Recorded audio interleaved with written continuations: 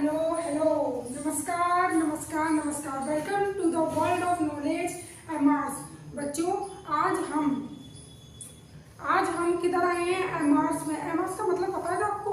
पहले मैं आपको ये बताती हूँ। देखो, MRAs means make real achievements, यानी कि अपने अचीवमेंट्स को रियल करेंगे। So let's start to make your achievements real together. Okay बच्चों, आज मैं आप लोगों को ऑफकोर्स बायोलॉजी पढ़ाऊंगी। मैं आपकी बायोलॉजी मेंटोर हूँ, अंजलि सोलंकी। देखो बच्चों, आज हम अपना टॉपिक शुरू करेंगे ब्लड। ब्लड एक ऐसा टॉपिक है जिसे अक्सर लोग सर्कुलेटरी सिस्टम के साथ पढ़ा देते हैं। क्या तो लास्ट में पढ़ाएंगे या स्टार्टिंग में, लेकिन सर्कुलेटरी सिस्टम के साथ ही उसे कवर कर देते हैं, बट ऐसा नहीं करना चाहिए। देखो, ब्लड एक अलग टॉपिक है।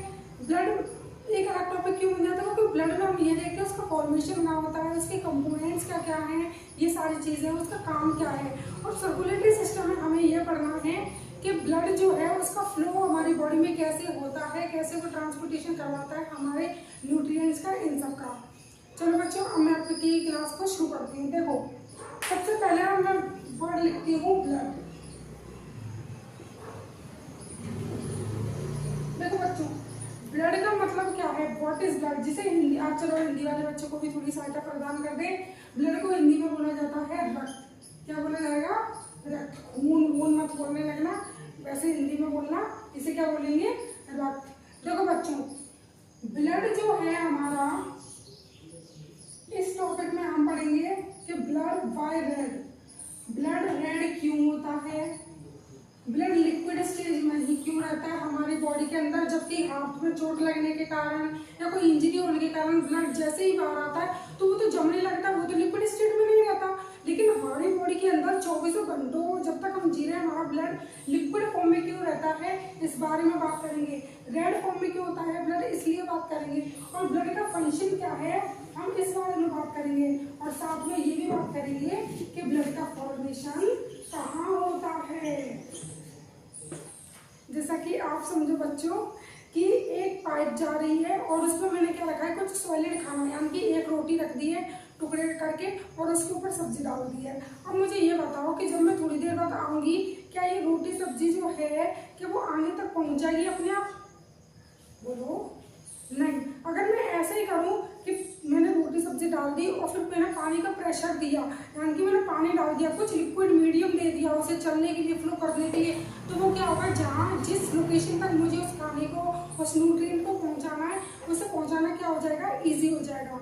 ऐसे बच्चों, हमारे बॉडी के अंदर किसी मीडियम बनाया गया है ट्रांसपोर्ट का, वो है हमारा ब्लड। ब्लड के साथ साथ हम लिम्फ भी पढ़ते हैं, लेकिन लिम्फ एक अलग टॉपिक चला जाता है थोड़ा, इसलिए आज पूरा फोकस ब्लड पे करते हैं। लिम्फ की क्लास में बना दूंगी अगर आपको चाहिए होगी तो, ठीक है। तो ब्लड एक ऐसा मीडियम है जिसमें हम क्या करते हैं, ट्रांसपोर्ट करवाते हैं अपने न्यूट्रिएंट्स का, अपनी गैसेस का, इन सब का। तो blood is a medium which provides the transportation to the cells and from the cells, यानी कि सेल्स तक पहुंचाने का काम, और सेल जो भी वेस्ट बनाएंगे उस वेस्ट को वापस लाने का काम क्या कहलाएगा, हमारा मीडियम ब्लड। तो क्या लिख सकती हूँ मैं? अगर एक लाइन लिखती हूँ बहुत ही सुंदर से, देखो, एंड फ्रॉम द सेल। अब वो सब्सटेंस क्या क्या हो सकते हैं, जैसे कि हमारी ऑक्सीजन हो सकता है, कार्बन डाइऑक्साइड हो सकता है, हमारे न्यूट्रिएंट्स हो सकते हैं, ठीक है। और फ्रॉम द सेल्स यानी वेस्ट भी हो सकता है। ओके बच्चों, ये सारी चीजें। तो इट इज अ मैकेनिज्म, ये क्या है, एक प्रकार का मैकेनिज्म है which transport substance to the cell, यानी कि सेल तक पहुंचाने का काम। और सेल जो भी वेस्ट बनाएगा अपने रिएक्शंस करके, उसके वेस्ट को वापस से फ्लो कराने का काम, सेल से निकालने का काम कौन करेगा?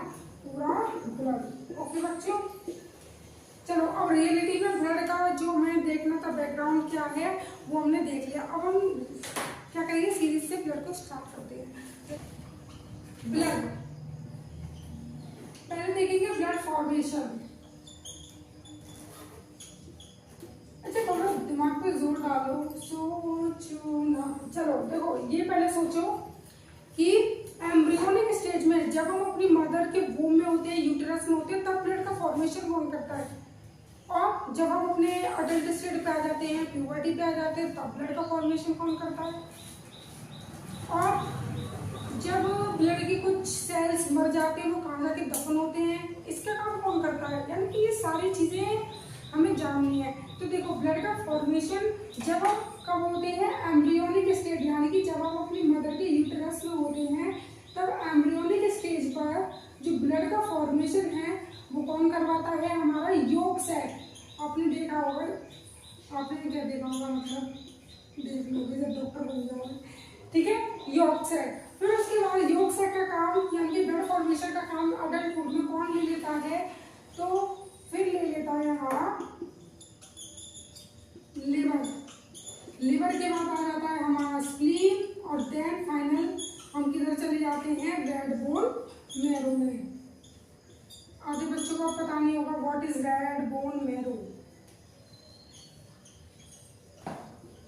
अच्छा मुझे ये बताओ, रेड बोन मैरो आपने बचपन से सुना कि रेड बोन मैरो जो है वो एक ऐसी साइट है, ऐसी प्लेस है, ऐसी लोकेशन है जो जिसके अंदर क्या होता है, ब्लड का फॉर्मेशन होता है। ये आखिर ठीक है, चलो मान लिया ये एक ऐसी लोकेशन है जहाँ पर ब्लड का फॉर्मेशन होता है, लेकिन ये लोकेशन भी किधर प्रेजेंट है, क्या किसी को पता है? तो देखो बच्चों, जो हमारा रेड बोन मैरो होता है, रेड बोन मैरो जो है हमारा लॉन्ग बोन्स में, सभी बोन्स में नहीं मिलेगा, ये सिर्फ हमें कहाँ मिलता है, जो हमारी लॉन्ग बोन्स होती है, जो हमारी क्या होती है, लॉन्ग बोन्स। लॉन्ग बोन्स जैसे हमारी बॉडी की सबसे लॉन्गेस्ट बोन कौन सी है, हमारी थाई बोन। कौन सी, थाई बोन, जिसे हम क्या बोलते हैं, फीमर। ये क्या हमारी लॉन्ग बोन, यानी कि लॉन्ग बोन्स के एजेस पर ये एंड वाला जो पार्ट होता है इधर हमारा क्या प्रेजेंट होता है, रेड बोन मैरो। क्या प्रेजेंट होता है, रेड बोन मैरो। अब इतना डिटेल में जाने की जरूरत नहीं है कि बोन का ये वाला पार्ट वैसे एपिफाइसिस कहलाता है और इसको डायफाइसिस बोलते हैं, इसे एपिफाइसिस बोलते हैं। एपिफाइसिस यानी कि ये जो कोने वाला पार्ट है, एजेस वाला, इधर हमारा क्या बनता है, ब्लड का फॉर्मेशन होता है और कौन करवाता है, रेड बोन मैरो, जो कि यहाँ प्रेजेंट होता है। ठीक है, अब एक नया वर्ड मैं आपको देती हूँ, इसे क्या बोलेंगे, इसे रफ कर देती हूँ, आप लोग नोट कर लेना कि ब्लड का फॉर्मेशन एम्ब्रियोनिक स्टेज में पहले यॉर्क सैक करवाएगा। यॉर्क सैक का काम फिर कौन ले लेगा, अडल्टहुड में लिवर, लिवर के बाद स्प्लीन और स्प्लीन के बाद फाइनली काम कौन ले लेगा, red bone marrow. Red bone marrow एक वो लोकेशन है जो लॉन्ग बोन्स में ही मिलता है और ये क्या करवाता है, ब्लड का फॉर्मेशन करवाता है। ओके, सारे ब्लड सेल्स का फॉर्मेशन करवाएगा, डब्ल्यूबीसी, आरबीसी, प्लेटलेट्स वगैरह सब कुछ। ठीक है, चलो अब इसके आगे मैं आपको एक टर्म दूंगी, उसका मतलब बताओ मुझे।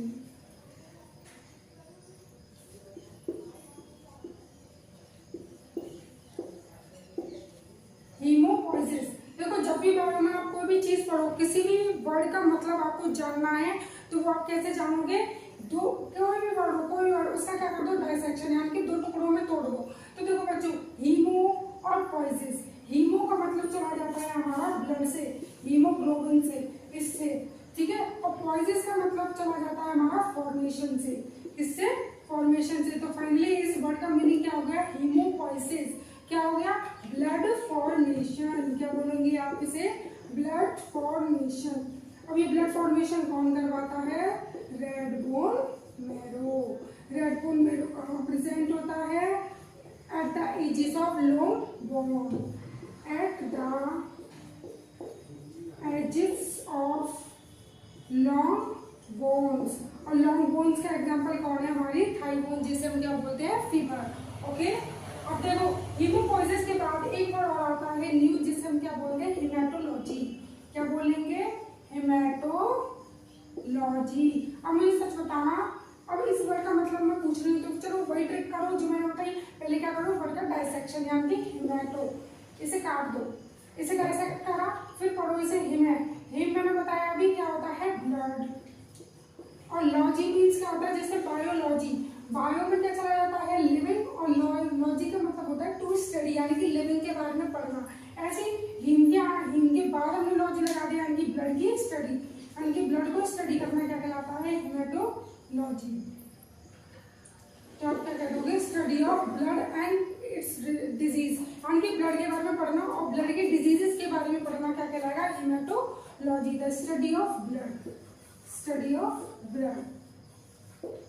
समझ में आ गया, हेमेटोलॉजी और हीमोपोइसिस दोनों वर्ड का मतलब। हेमाटोलॉजी यानी कि स्टडी ऑफ ब्लड, और हीमोपोइसिस माने ब्लड फॉर्मेशन। चलो अब हम स्टार्ट करते हैं। ब्लड का फॉर्मेशन देख लिया, अब देखते हैं ब्लड का नेचर कैसा है। What is the nature of blood? तो ब्लड जो होता है उसका पीएच होता है 7.4 यानी कि बेसिक नेचर का, एल्केलाइन यानी कि बेसिक, ओके, एल्कलाइन फ्लूइड बोल दो इसे आप। यानी कि जो हमारा ब्लड होता है उसका पीएच होता है 7.4 यानी कि ये बेसिक फ्लूइड होता है, बेसिक नेचर होता है इसका। देन अब मेल्स में कितना लीटर ब्लड होता है और फीमेल्स में कितना लीटर ब्लड होता है? अमाउंट ऑफ ब्लड मेल में होता है 5 लीटर और फीमेल्स में इनसे थोड़ा कम हो जाता है 4 to 4.5 लीटर्स। अब आप बोलोगे लड़कियों के साथ नाइंसाफी क्यों, हर चीज में लड़कियों के साथ नाइंसाफी क्यों? तो बच्चों इसका रीजन होता है मेंस्ट्रुअल साइकिल, मेंस्ट्रुअल साइकिल जिसे आप रिप्रोडक्शन चैप्टर में पढ़ोगे। मेंस्ट्रुअल साइकिल एक ऐसा रीजन है जिसकी वजह से जो फीमेल्स में अमाउंट ऑफ ब्लड होता है लड़कों के मुकाबले थोड़ा सा कम चला जाता है। और दूसरा रीजन ये होता है कि मेल्स के पास क्या होता है, एंड्रोजन। जो एंड्रोजन होता है मेल हार्मोन, वो क्या करवाता है, ब्लड का फॉर्मेशन करवाने में बहुत हेल्प करवाता है। और फीमेल्स के पास तो एंड्रोजन एब्सेंट होते हैं तो उनके अंदर ब्लड का फॉर्मेशन मेल्स के मुकाबले थोड़ा कम होता है। और जितना भी होता है उसमें मेंस्ट्रुएशन साइकिल भी चलती है तो उसके कारण क्या होता है, ब्लड मेल के मुकाबले क्या होता है, आधा लीटर कम होता है। ठीक है, अब उसके बाद बात आती है एक्चुअल डेफिनेशन ऑफ ब्लड कि ब्लड क्या है। देखो blood it is a fluid connective tissue. हाँ बच्चों, ब्लड एक कनेक्टिव टिश्यू है और कुछ नहीं। ठीक है, it is a fluid connective tissue. 9th class में आपने टिश्यू चैप्टर पढ़ा होगा जिसमें ह्यूमंस के जो टिश्यू होते हैं 4 प्रकार के होते हैं, epithelial tissue, muscular tissue, connective tissue और बाकी के सारे टिश्यू। तो देखो जो हमारा कनेक्टिव टिश्यू होता है तो कनेक्टिव टिश्यू हमारा क्या होता है, एक special connective tissue. Special connective tissue में क्या होता है, 2 चीजें आती हैं जिसे हम बोलते हैं लिक्विड वाले या फ्लूइड कनेक्टिव टिश्यू। तो जिसमें आता है हमारा ब्लड और लिम्फ, यानी कि कनेक्टिव टिश्यू है और कैसे हैं, फ्लूइड यानी कि तरल बहने वाले नेचर वाले। तो क्या कहलाएंगे, फ्लूइड कनेक्टिव टिश्यू। और जो हमारे जितने भी कनेक्टिव टिश्यू होते हैं, मैंने आपको जमलिंग्स पढ़ाई है या फिर और पढ़ा दूंगी रिप्रोडक्शन चैप्टर में, कि जब हम अपनी मदर के वूम में होते हैं तब हमारे सारे टिश्यू बनाने का काम, हमारे सारे ऑर्गन्स बनाने का काम 3 जर्म लेयर्स का होता है। एक पहली होती है एक्टोडर्म, उसके बाद होती है मेसोडर्म और सबसे अंदर वाली होती है एंडोडर्म। तो जो हमारा कनेक्टिव टिश्यू होता है वो कनेक्टिव टिश्यू हमारा अराइज होता है मेसोडर्मली, मेसोडर्मली अराइज। ओके, और कलर क्या होता है, it is red in colour. ये कैसा होता है, रेड कलर का होता है। पीएच कितना होता है, पीएच 7.4 होता है। ठीक है, it is a fluid connective tissue, मेसोडर्मली arise, it is red in colour और पीएच क्या हो जाएगा 7.4। अब हम बात करेंगे कंपोनेंट्स ऑफ ब्लड। आखिर ब्लड किन किन चीजों से मिलकर बनता है। अब हम पढ़ेंगे components of blood, components of blood. देखो ब्लड में 2 चीजें मिलती हैं। एक चीज मिलती है फ्लूइड नेचर की। फ्लूइड नेचर यानी कि फ्लूइड नेचर का मतलब होता है तरल चीज, लिक्विड चीज बोल सकते हो। केमिस्ट्री में सॉलिड लिक्विड गैस पढ़ते हो तो जो चीज लिक्विड होती है ना, जो बह सकती है, उसे बोलते हैं फ्लूइड। यानी कि एक होता है फ्लूइड वाला पार्ट और एक होता है सॉलिड वाला पार्ट। जो फ्लूइड पार्ट है ना, फ्लूइड पार्ट, उसे हम बोलते हैं क्या, प्लाज्मा। उसे हम क्या बोलते हैं, प्लाज्मा। फ्लूइड पार्ट के बाद आता है हमारा सॉलिड वाला पार्ट। सॉलिड पार्ट कौन होता है, तो सॉलिड पार्ट होते हैं हमारे कार्पसल्स या ब्लड सेल्स, जिन्हें आप क्या बोल सकते हो, ब्लड सेल्स। और इन्हें कार्पसल्स भी बोला जाता है। इन्हें कार्पस क्यों कहते हैं और ब्लड सेल्स क्यों कहते हैं, इन्हें कार्पसल्स इसलिए बोला जाता है, कार्पसल्स बढ़ते ही मतलब होता है बहना, किसके साथ बहना। प्लाज्मा जो हमारा फ्लूइड है ये बहता रहता है और इसके अंदर जो सॉलिड चीज यानी कि ये क्या हमारे, आप समझ लो कार्पसल्स हैं, यानी कि ब्लड सेल्स हैं, जो प्लाज्मा जैसे जैसे बढ़ेगा उसके साथ साथ उसकी डायरेक्शन में ये ब्लड सेल्स भी बढ़ेंगे। जैसे तो ऐसे क्या होंगे, हमारे जो ब्लड सेल्स हैं जो कार्बन है वो बहते जाएंगे किसके साथ, प्लाज्मा के साथ। अब आप लोगों की पता नहीं आप कहाँ बैठ रहे हो बच्चों। चलो अभी हमने क्या देखा था, प्लाज्मा का कलर, ब्लड का कलर क्या बताया था मैंने, ब्लड का कलर बताया था रेड, लाल दुपट्टा। चलो प्लाज्मा का कलर है पीला। पीले से क्या याद आता है बच्चों, व्हाट इज पीला, तो पीला है हमारा क्या, प्लाज्मा। देखो हल्के पीले को एक आप नया वर्ड भी देते हो जिसे हम बोलते हैं स्ट्रोक कलर, ठीक है, कहीं भी ये लिखा होना तो इसका मतलब होता है पेल येलो यानी कि हल्का पीला। अब बात करते हैं प्लाज्मा के अंदर, अच्छा चलो मैं थोड़ा ये रफ कर देती हूँ अगला, इसे नोट कर लेना, ठीक है। अब देखो जो प्लाज्मा है ना वो ब्लड का कितना परसेंट है, तो प्लाज्मा होता है हमारा 55%। कितना परसेंट होता है, टोटल ब्लड 100% है, 100 में से 55% प्लाज्मा है और बचा कितना 45%, तो वो 45% कौन होते हैं, हमारे कार्पसल्स।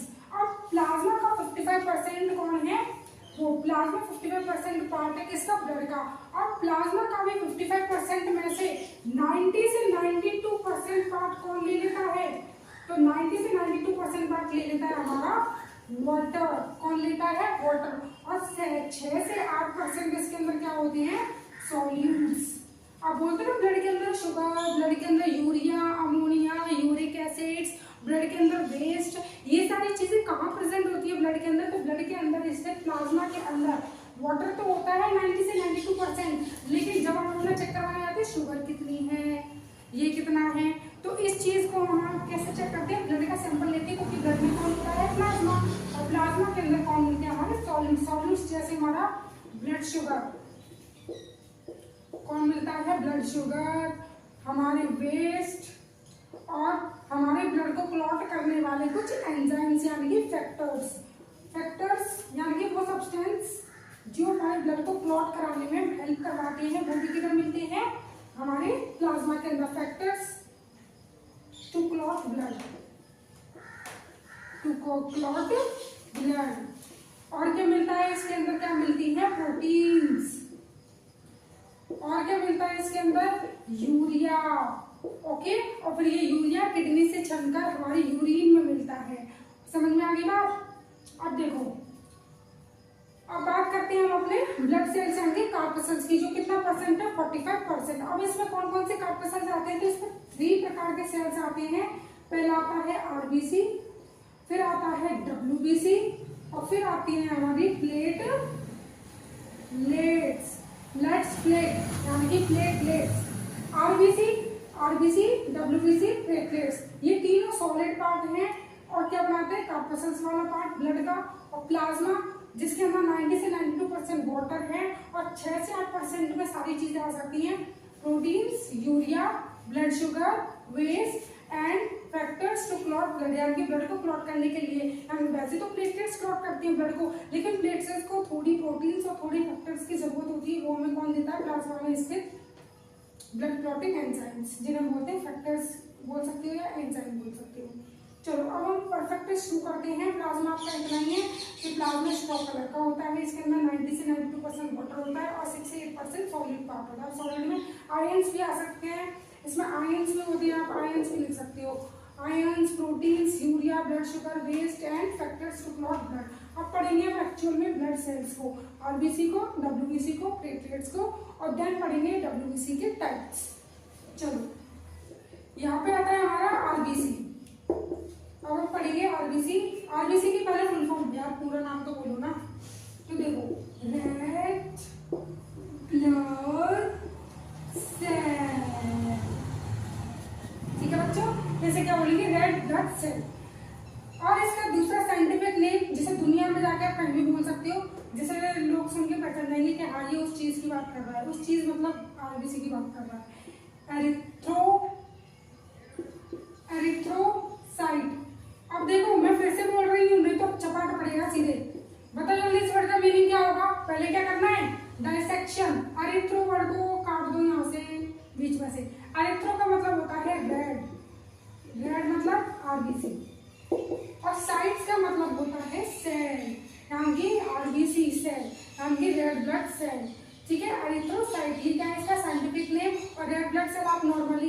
बोल सकते हो। चलो बच्चों, अब हम बात करेंगे आरबीसी के नंबर की। तो आरबीसी का नंबर कितना होता है ये देखते हैं। नंबर मतलब फोन नंबर नहीं, कितने नंबर्स में होते हैं ये डब्ल्यूबीसी और प्लेटलेट्स के कंपैरिजन में। तो ये होते हैं 5 से 5.5 मिलियन पर mm क्यूब, यानी कि एक वॉल्यूम में पर mm क्यूब देखो 1 mm क्यूब ब्लड में हमें 5 से 5.5 मिलियन क्या मिलेंगे आरबीसी। देन उसके बाद नंबर की बात हो गई, और फॉर्मेशन तो रेड बोन मेरो में ही होगा। और उसके बाद इनकी लाइफ स्पैन कितनी होती है, तो इनका लाइफ स्पैन यानी कि जीवन काल इनका होता है 120 डेज का। कितने डेज का? 120 डेज, यानी कि 4 मंथ। ये कितने डेज जीते? 120 डेज। और उसके बाद खत्म हो जाते हैं, मर जाते हैं। तो कहाँ पहुंच जाते हैं? तो ये पहुंच जाते हैं अपने कब्रिस्तान यानी कि ग्रेवयार्ड में। अब कोई है जो बता सके ग्रेवयार्ड क्या है? तो ग्रेवयार्ड यानी कि कब्रिस्तान बोला जाता है किसका? आरबीसी का। जो कौन होता है? स्प्लीन। हाँ बच्चों, ये वही स्प्लीन है। पहले तो आरबीसी को बनाता है, फिर बाद में जब आरबीसी मर जाती है तो उन्हें दफन भी कौन करता है? ग्रेवयार्ड। ओके, अब हम पढ़ेंगे। और हाँ बच्चों, एक इंपॉर्टेंट चीज और, इसका एक चीज और देखो, जो आरबीसी होती है ना, इनके शेप, ऐसे शेप के बड़े चक्कर हैं। शेप जो होती है वो होती है बायकॉन्केव। कैसा शेप होता है? बायकॉन्केव, यानी कि जब आप इसे ऊपर से देखोगे तो एक डिप्रेशन सा दिखाई देगा, और जब आप नीचे से देखोगे तो भी उसमें क्या दिखाई देगा? डिप्रेशन सा, यानी कि ऐसे। तो ये ऐसा डिप्रेशन बनाने की क्यों जरूरत, क्या जरूरत है? सीधे ऐसे बना देते गोल, ऐसा क्यों नहीं बनाया हमने आरबीसी को? तो ऐसा इसलिए नहीं बनाया, एक रीजन है इसका। आरबीसी की हमने ऐसी शेप क्यों बनाई है? क्योंकि आरबीसी का काम होता है लाइफ से ऑक्सीजन को लेना बच्चों, और हमारी बॉडी के हर एक अंग तक, सेल तक, टिश्यू तक पहुंचाना। अब चलो, ये बायकॉन्केव शेप इसलिए बनाई है बच्चों क्योंकि बायकॉन्केव क्या कर देता है? सरफेस एरिया को इंक्रीज कर देता है, सरफेस एरिया को थोड़ा बढ़ा देता है, यानी कि क्षेत्रफल को, जगह को थोड़ा बढ़ा देता है, ताकि हीमोग्लोबिन जहाँ 4 बैठ रहे हैं वहाँ पे 8 बैठ जाए, इसलिए।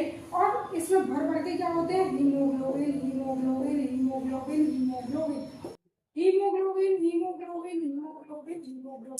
ओके, तो आरबीसी के अंदर हमें जब आप झांक के देखोगे तो उसमें कोई लड़की नहीं है, लड़की क्या है? Haemoglobin, haemoglobin. अब ये हीमोग्लोबिन ये एक्चुअल में जो आरबीसी का प्रेजेंट है, जो कि ऑक्सीजन के साथ क्या बनाता है? बॉन्ड, और कहाँ पहुंचाता है? हमारे बॉडी के अलग अलग पार्ट्स तक। अब बात करते हैं 100 ml ब्लड में कितना हीमोग्लोबिन होगा? तो 15 से 16 ग्राम।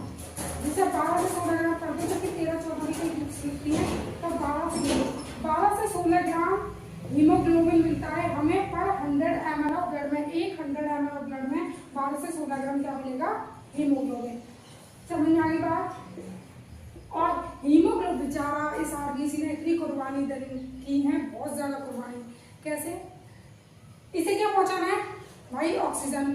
अगर इसके अंदर ही देखो, जैसे होता है ना, हम किसी चीज को लोड करते हैं किसी ट्रक वगैरह में, तो खाली होना चाहिए पूरा का पूरा, मतलब ऐसे ट्रक में लोड नहीं करवाना तो जिसमें पहले से चूर बैठे, तो हमारा माल तो आधा चुर जाएगा, जितना हमें पहुंचाना है उतना पहुंच ही नहीं पाएगा। ऐसी आरबीसी ट्रक की तरह होती है जो ऑक्सीजन को लोड करती है लंग्स से, और कहाँ पे अनलोड करती है? हमारे टिश्यूज तक। अब जब तक वो लोड कर रही है तो उसमें क्या नहीं होनी चाहिए? सेल ऑर्गेनली, यानी कि उन्हें भी ऑक्सीजन की नीड है, क्योंकि उन्हें भी काम करना है। तो सेल ऑर्गेनली इसलिए नहीं रखते ताकि वो ऑक्सीजन को यूज ना करें, क्योंकि आरबीसी के अंदर पहले से कोई ना कोई सेल ऑर्गेनली होगी, तो वो क्या करेगी? ऑक्सीजन को यूज करती जाएगी। यानी कि हमने अगर इधर 50 किलो आरबीसी दी होगी, तो हमारे टिश्यू तक जाते जाते 40 किलो हो जाएगी, क्योंकि 10 किलो बीच में किसने खा लिया? तो वो किसने खा लिया? हमारे आरबीसी के सेल ऑर्गेनली में। इसलिए क्या करती है आरबीसी? अपने घर के लोगों को अपने आप से दूर रखकर दूसरों की सेवा करती है, यानी कि हमारे लिए ऑक्सीजन को क्या करती है? प्रोवाइड करवाती है। यानी कि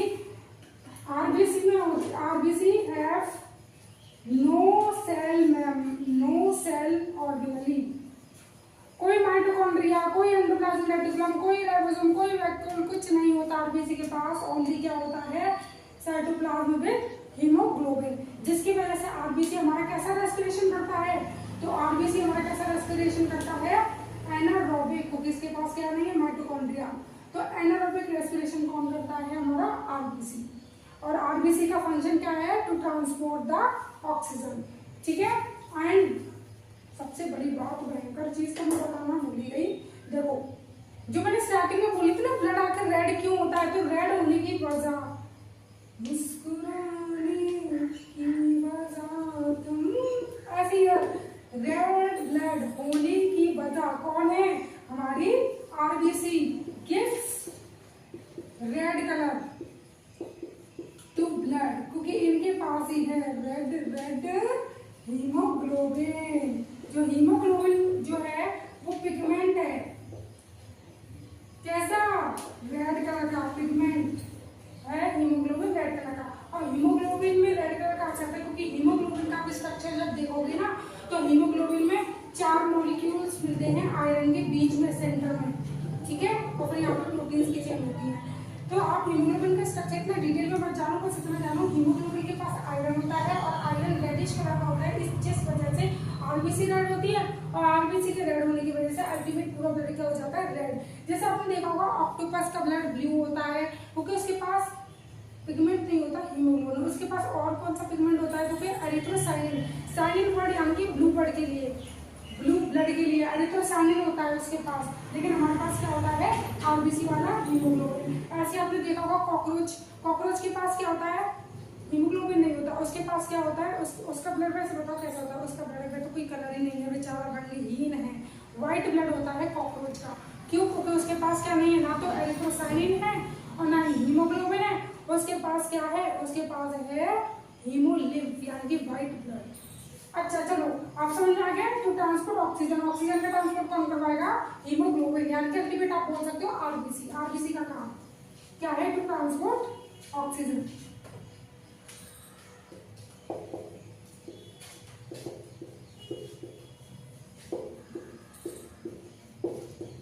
टू ट्रांसपोर्ट ऑक्सीजन कैसे पहुंचाएगा ऑक्सीजन को, हीमोग्लोबिन जो है हमारा HbO2, हीमोग्लोबिन ने बॉन्ड बना लिया ऑक्सीजन के साथ, ठीक है, जिसे हम क्या बोलते हैं oxy haemoglobin, oxy haemoglobin,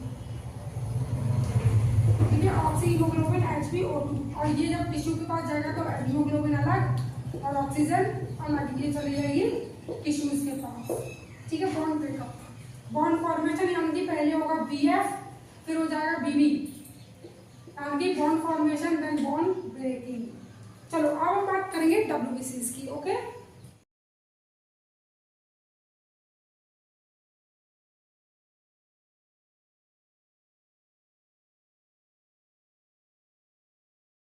let's start. देखो बच्चों आपने भी स्क्रीन पे कुछ क्वेश्चंस देखे होंगे, उनके आंसर आप चैट सेक्शन में देना। अरे घबराओ मत, गलत हो सही हो लेकिन दे देना। इसके करेक्ट आंसर ना मैं आपको अगली वीडियो में सर्कुलेटरी सिस्टम में दे दूंगी स्टार्टिंग में, ओके। चलो लेट्स अगेन स्टार्ट। हम अपने रिदम वाले पोजीशन में आते हैं। अब स्टार्ट करते हैं WBC।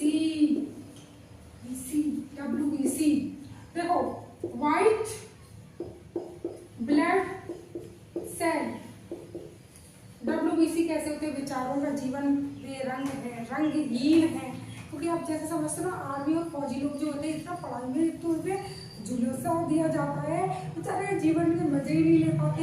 आपने देखा होगा बॉर्डर पे बेचारे लड़ रहे हैं, उन्हें कोई फर्क नहीं पड़ता, उनके जो वाइफ हैं उनके बच्चे हैं कैसे हैं क्या, उन्हें जीवन के एंटरटेनमेंट से कोई मतलब नहीं है। ऐसे ही हमारे बेरंगहीन मौजहीन मस्तीहीन कौन हो जाते हैं, WBC।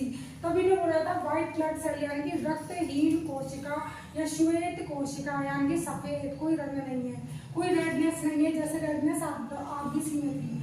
अब देखो इसका नंबर की बात करें तो इसके नंबर की बात करेंगे तो ये होते हैं 60,000 से 80,000 पर mm क्यूब, ठीक है। देन उसके बाद हम बात करें इनका शेप, तो इनका शेप कैसा होता है, इनका शेप होता है सर्कुलर, वो सॉरी मैं बोल ही नहीं सकती सर्कुलर या कुछ, इनका शेप समझ लो आप अमीबॉइड, ठीक है। अमीबा शेप होता है इनका, फिक्स्ड रेगुलर शेप नहीं है, इररेगुलर शेप है, कैसा भी शेप बना दो, ठीक है, वही आरबीसी कहलाता है।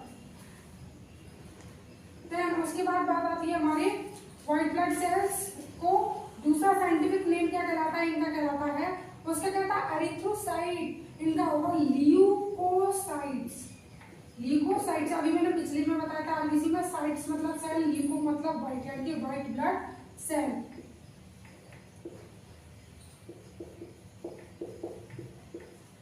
ठीक है, समझ में आ गया। देन उसके बाद हम बात करते हैं न्यूक्लियस की। आरबीसी में न्यूक्लियस नहीं होता भाई, क्यों नहीं होता? ओनली साइटोप्लाज्म और हीमोग्लोबिन ही क्यों होता है? क्योंकि भाई अभी तो बताया था कि आरबीसी को ट्रांसपोर्ट कराना ऑक्सीजन का, तो ज्यादा से ज्यादा जगह चाहिए और चुराने वाले ऑक्सीजन को कम चाहिए। तो ऐसे ही, लेकिन डब्ल्यूबीसी को कोई ऑक्सीजन का ट्रांसपोर्ट नहीं करवाना, इसके पास इसके सारे ऑर्गेनेल्स भी होते हैं और न्यूक्लियस भी होता है। तो इसमें हम लिख देंगे न्यूक्लियस प्रेजेंट। ओके, इसमें न्यूक्लियस होता है क्योंकि इसे किसी के लिए जगह नहीं देनी, इसे कोई कुर्बानी देने की जरूरत नहीं है ऑक्सीजन के लिए, क्योंकि ये पहले ही कुर्बानी दे चुका है पूरी बॉडी के लिए। किसके लिए? पैथोजन से लड़ने के लिए, यानी कि इट प्रोवाइड्स इम्यूनाइजेशन पावर।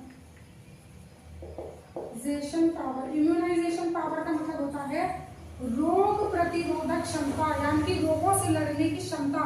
कौन प्रोवाइड करता है? हमारे डब्ल्यूबीसी। हमारे इन्फेक्शन से, बैक्टीरिया से, वायरस से, पैथोजन से, प्रोटोजोआ से लड़ने का काम कौन करता है? डब्ल्यूबीसी। जैसे बॉर्डर पे सिपाही लड़ते हैं, ऐसे ही यहाँ पे हमारी बॉडी के अंदर डब्ल्यूबीसी लड़ते हैं कि कोई भी बैक्टीरिया रहता है उसे मार गिराना है और अपनी ही चलाना है। ठीक है, डब्ल्यूबीसी का नंबर 60,000 से 80,000। व्हाइट ब्लड सेल भी कहते हैं, ल्यूकोसाइट्स भी कहते हैं। शेप इनका ओवलॉइड होता है, इनके पास न्यूक्लियस प्रेजेंट होता है। अब बात करते हैं टाइप्स ऑफ डब्ल्यूबीसी। बच्चों इतना डिटेल में नहीं है, 10th क्लास में मैं ओनली नेम लिखवा दूंगी और किसी का एक्सप्लेनेशन नहीं दूंगी क्योंकि इतना पूछा नहीं जाएगा 10th में, ये डिटेल में 11th में है। ओके, तो मैं यहाँ से नाम लिख देती हूँ ताकि कोई भी टीचर अगर आपको थोड़ा बहुत बताए तो मेरे बच्चे कंफ्यूजन में ना हो। टाइप्स ऑफ डब्ल्यूबीसी, चलो जो डब्ल्यूबीसी है उसको 2 टाइप्स में हम बांटते हैं। किसके बेस पे? जैसे आपने चाय पत्ती देखी, चाय पत्ती के छोटे छोटे ग्रेनुअल्स होते हैं, ऐसे जब हमने डब्ल्यूबीसी के कुछ सेल्स देखे तो कुछ में तो हमें ऐसे दिखाई दिए ग्रेनुअल्स छोटे छोटे दाने से, और कुछ डब्ल्यूबीसी ऐसे देखे जिनके साइटोप्लाज्म बिल्कुल क्लियर है, एकदम शीशे की तरह। कहते हैं ना मेरी जिंदगी एकदम खुली किताब की तरह, कोई दाग धब्बे नहीं है। ऐसे ही हमारे डब्ल्यूबीसी हैं कुछ मेंबर जो बिल्कुल क्लियर है, क्लियर साइटोप्लाज्म है, और ऐसे कुछ हैं जिनके पास ग्रेनुअल्स होते हैं। देखो ऐसे तो कोई नहीं है बिल्कुल साफ जिंदगी हो, कुछ ना हो, लेकिन थोड़ा बहुत तो सभी करते हैं। तो डब्ल्यूबीसी में आप ऐसे बोल सकते हो on the basis of granule size, यानी कि किसी में ग्रेनुअल का साइज बड़ा है तो इसलिए दिख रहे हैं तो उसे बोल दिया ग्रेनुलोसाइट। ग्रेनुलोसाइट यानी कि साइट मतलब सेल और ग्रेनुलो मतलब ग्रेनुअल्स बियरिंग सेल। ठीक है, ग्रेनुअल्स बियरिंग सेल। ठीक है, जैसे मैंने सेल बनाया तो उनका ये न्यूक्लियस हो जाएगा और ये क्या हो जाएंगे? ग्रेनुअल्स। ठीक है, इन्हें बोल दो ग्रेनुअल्स और इन्हें बोल दो न्यूक्लियस। ठीक है, तो ये ग्रेनुलोसाइट हो गया। ठीक है, और इसका अगर मैं बनाऊंगी तो इसे बोलेंगे एक ग्रेनुलोसाइट। बायो में किसी भी वर्ड के आगे ए लग जाए तो उसका मतलब होता है एब्सेंट। तो एक ग्रेनुलोसाइट मतलब ग्रेनुअल्स एब्सेंट है। यानी कि इनका अगर मैं डायग्राम बनाऊंगी तो देखो ओनली न्यूक्लियस नो, और होंगे भी तो बहुत छोटे छोटे, एक तो बस, अगर नहीं होंगे नेग्लिजिबल। ओके, तो ये इसका हो गया न्यूक्लियस। देन ये हो जाएगा आपका एक ग्रेनुलोसाइट सेल। अब बात करते हैं ग्रेनुलोसाइट में कौन से 3 टाइप्स आते हैं हमारे, ओनली नाम बताऊंगी। ठीक है, न्यूट्रोफिल,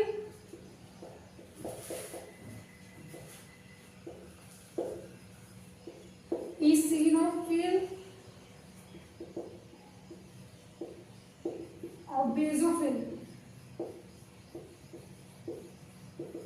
ठीक है, ये 3 टाइप्स के सेल आते हैं ग्रेनुलोसाइट में, जो किसका पार्ट है? डब्ल्यूबीसी का पार्ट है। इनके साइटोप्लाज्म को जब आप देखोगे तो छोटे छोटे ग्रेनुअल्स दिखाई देंगे।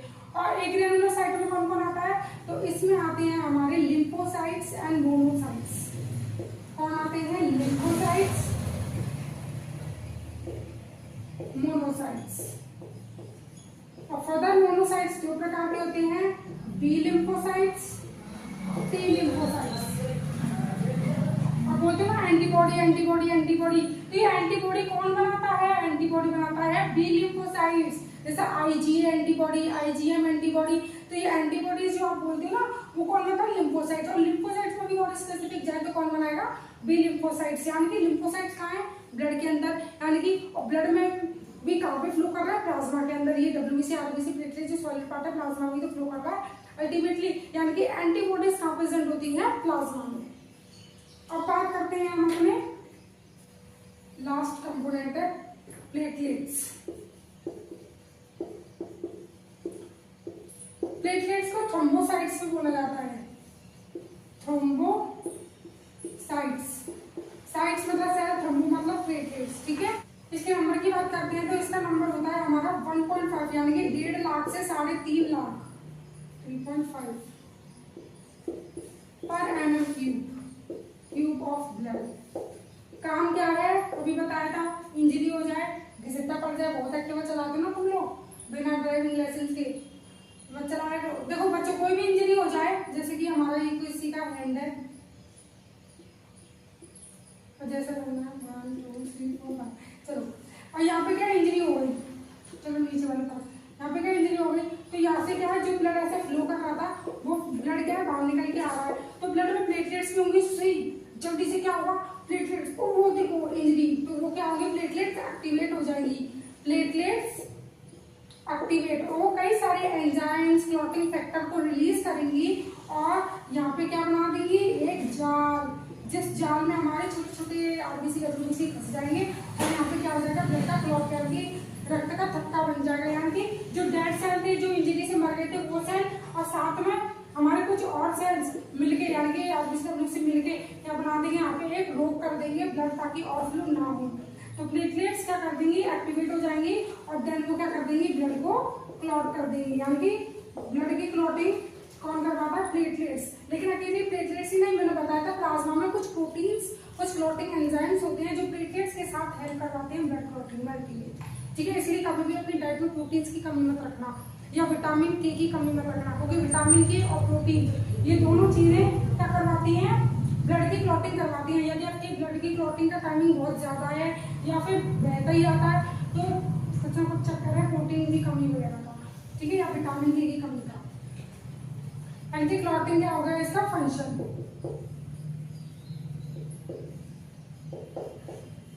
हाँ ठीक है बच्चों। अब बात करते हैं हम एक चीज और कि इसमें न्यूक्लियस होता है कि नहीं, तो इसमें भी न्यूक्लियस नहीं होता क्योंकि प्लेटलेट्स एक्चुअल में सेल नहीं है, एक बड़े सेल के क्या है टुकड़े, जिन्हें क्या बोलते हैं फ्रेगमेंट्स, यानी कि बहुत बड़ा सेल होता है जिसके फ्रेगमेंट्स यानी कि टूट टूट के निकलते हैं और क्या बनाते हैं प्लेटलेट्स, यानी कि एक्चुअल प्लेटलेट्स एक एक्चुअल में साइज नहीं है, वो किसी बड़े सेल का टुकड़ा है, ठीक है, यानी कि फ्रेगमेंट्स है, नो न्यूक्लियस प्रेजेंट, यानी कि आरबीसी और प्लेटलेट्स में न्यूक्लियस नहीं होता, ओनली डब्ल्यूबीसीज में होता है। चलो अब असेंडिंग ऑर्डर में मुझे अरेंज करके दिखाओ नंबर वाइज, या सेल्स को सबसे ज्यादा कौन है, वो सबसे असेंडिंग ऑर्डर में कर रही है, तो सबसे कम होती है डब्ल्यूबीसी, उसके बाद आती है प्लेटलेट्स, देन सबसे ज्यादा आती है हमारी आरबीसी, क्योंकि ये होती है मिलियंस में, ये होती है लैख में और ये होती है थाउजेंड्स में, ठीक है। देन उसके बाद हम बात करते हैं ब्लड प्रेशर की, तो देखो बच्चों जो ब्लड प्रेशर होता है ना हमारा, उसे मापने के यूनिट, वो सॉरी इंस्ट्रूमेंट, ब्लड प्रेशर को मेजर करने का जो इंस्ट्रूमेंट है उसका नाम क्या होता है, मैं यहाँ लिख देती हूँ, स्फिग्मोमेनोमीटर, ठीक है।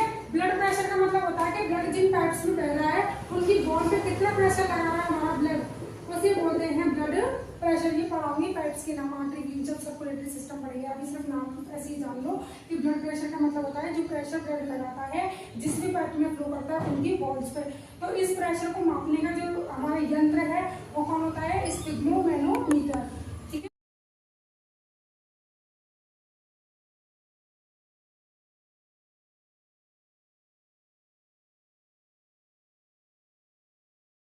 कुछ स्क्रीन में क्वेश्चन दिखाई दे रहे होंगे आप लोगों को, उन क्वेश्चंस के आंसर अगेन आपको चैट सेक्शन में देना है और उनके करेक्ट आंसर भी मैं कहाँ बताऊंगी आपको, सर्कुलेटरी सिस्टम की जो न्यू वीडियो में बनाऊंगी। कोई भी डाउट हो वो आप क्या करोगे, मुझे कमेंट करोगे।